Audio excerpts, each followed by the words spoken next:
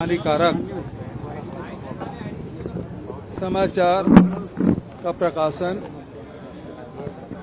विजया पाठक जी ने और सुनील नामदेव दोनों ने प्रकाशित किया था।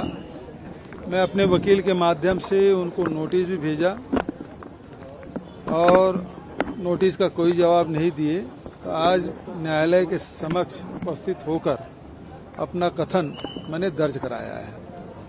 लगातार ये मेरे खिलाफ व्यक्तिगत छवि खराब करने, परिवार की छवि धूमिल करने के लिए ये लगातार इस प्रकार से कृत्य कर रहे थे और इस कारण से मैंने उसको नोटिस दिया था। आज मैंने कोर्ट के सामने मानहानि का दावा प्रस्तुत किया और मैं कथन मेरे से लिया गया, मैंने दे दिया।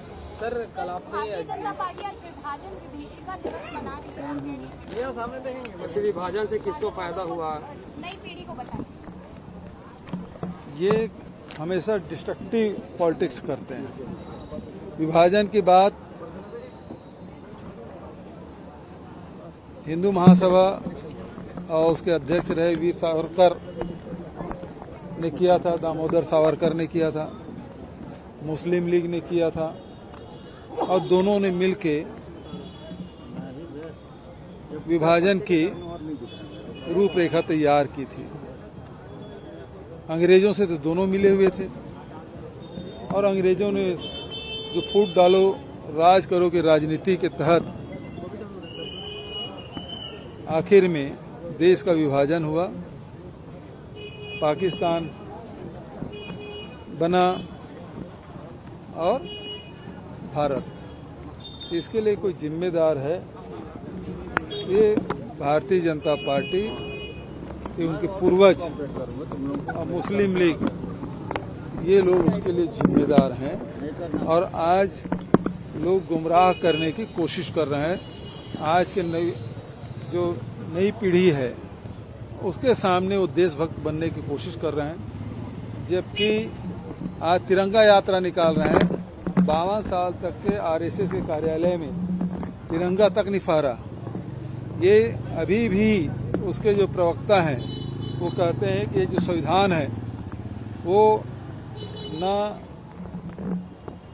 अंबेडकर ने लिखा, ना नेहरू ने लिखा, ना राजेंद्र प्रसाद ने लिखा। ये कहते हैं ये इसको वेवेल ने लिखा है। तो इस प्रकार से अभी भी उस प्रकार के अंग्रेजों के समर्थन में वो जो जिन्स है उसके अभी तक के उसे चला आ रहा है। ये बेहद ही दुखद है।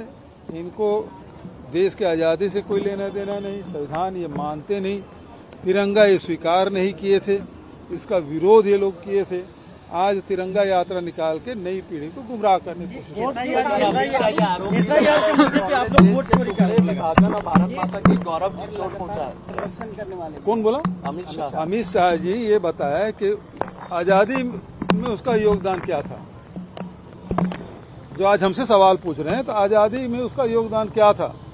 और अमित शाह जी ये बताया कि अरुणाचल प्रदेश कब जा रहे हैं, मणिपुर जल रहा है, वो कब जा रहे हैं, उसका जवाब दे। आप तो जिम्मेदार हैं, उसके लिए कब उसको उस समस्या का समाधान करेंगे। और मणिपुर जल रहा है, वहां प्रधानमंत्री और गृह मंत्री कब जा रहे हैं? सर, ये को लेकर ऑफलाइन फॉर्म भराने की प्रक्रिया चल रही है, किस तरह से लोग जी बस्तर में महतारी बंधन क्या लगता है ये प्रदेश भर में होना होगा? जो छोटे हैं उनका भी आना चाहिए। अभी सिर्फ बस्तर के 5 जिलों के लिए शुरू हो रहा है। देखिए ये लोग रेडी टू इट पहले दिन बोले थे हम लोग कर देंगे, लेकिन अभी तक के रेडी टू इट स्व सहायता समूह को नहीं मिल पाया। इन लोगों ने कहा कि पहले कैबिनेट में 18 लाख आवास हम देंगे, होर्डिंग से पूरा पड़ गया था छत्तीसगढ़, लेकिन कितने लोगों को मिल पाया आंकड़ा बताने से ये छुप रहे हैं। आज ये महतारी वंदन जिस समय चुनाव था तो उस समय तो सबको दिए, सबको फार्म। अब सारे चुनाव निपट गए हैं, डबल इंजन के, ट्रिपल इंजन के, चौथे इंजन की सरकार बन गई। अब सबके नाम काटे जा रहे हैं, तो काटने की धीरे धीरे प्रक्रिया होगी ताकि धीरे से कटे तो पता न चले, जोर का झटका धीरे से लगे, ये इनके कोशिश है। लेकिन आम जनता समझ गई है कि क्या करने जा रहे हैं, क्योंकि जैसे बिजली बिल उन्होंने बढ़ाया, बिजली कटौती हो रही है, बिजली बिल हाफ योजना इन्होंने बंद कर दिया, तो उससे लोग सब समझ गए हैं। आज खाद बीज मिल नहीं रहा है, 250 रुपये की यूरिया है वो 1000 रुपये में खरीदने के लिए बाध्य है। ये स्थिति पूरी विजय शर्मा ने आज बयान दिया है वोट चोरी वाले मामले में लेकर आप जिस तरह से लगातार जा रहे हैं। उन्होंने कहा कि राहुल गांधी बम फोड़ना चाह रहे थे लेकिन वो फटफटिया पटाखा हो गया, फुस हो गया पटाखा।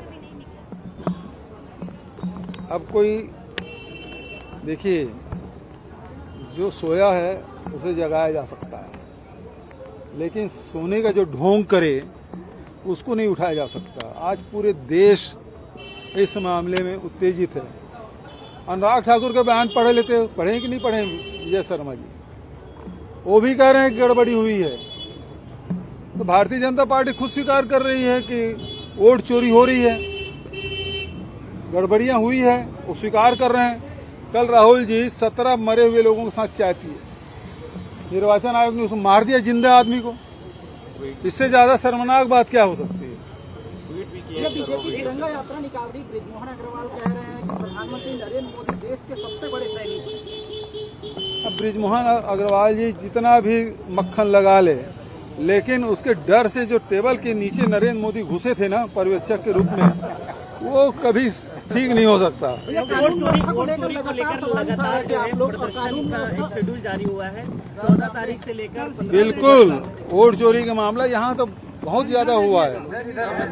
वोट चोरी का मामला छत्तीसगढ़ में भी खोजोगे, एक एक विधानसभा में हजारों वोट मिलेंगे। ये कानूनी व्यवस्था को लेकर लगातार आप लोग मुद्दा उठा रहे थे। बलौदाबाजार में मंत्री टंकराम वर्मा के भतीजे ने पेट्रोल कर्मचारी के साथ मारपीट की, FIR दर्ज हुआ, लेकिन FIR को सार्वजनिक भी नहीं कर रहे हैं।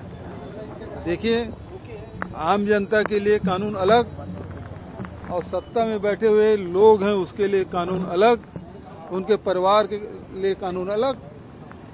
टंकराम वर्मा यदि सच में कानून को मानते हैं तो अपने भतीजे के लेकर प्रस्तुत होना चाहिए उसको।